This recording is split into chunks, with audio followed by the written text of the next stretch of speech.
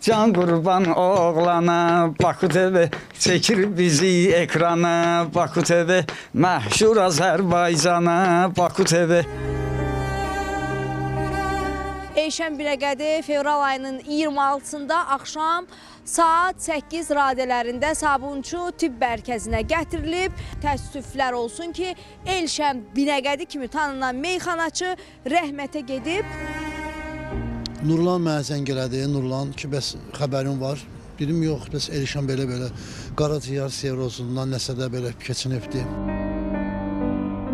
Səhnədən küçəyə uzanan taleyin hekayəsi. Bir vaxtlar toyların, məclislərin ritmini dəyişən bir səsi bugün torpağa tapşıran belə tapılmır. Bir neçə məşhur meyxanası ilə tanınan meyxanaçı Eyşən Binəqədi. Onun meyxanaları dillər əzbəri idi. Hər yerdə alqışlarla qarşılanırdı. Amma həyat hər zaman səhnədəki kimi olmur. Uzun illər həbs həyatı yaşayan Eyşən Binəqədi azadlığa çıxandan sonra yeni həyata başlamağa çalışsa da, taleyi onu başqa istiqamətə apardı.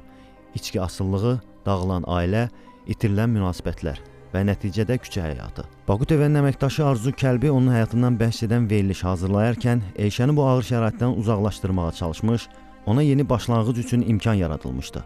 Lakin bəzən insanı ən çox məğlub edən düşmən elə öz zəif iradəsi olur.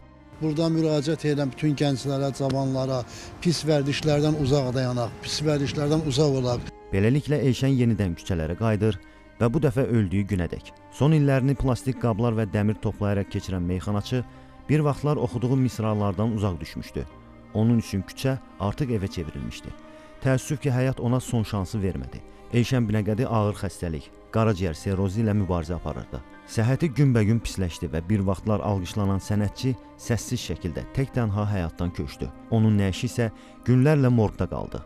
Sanki taleyi kimi tənha. Bir zaman qapını açıb gələrdim, indi öz qapımı açan gərəkdir.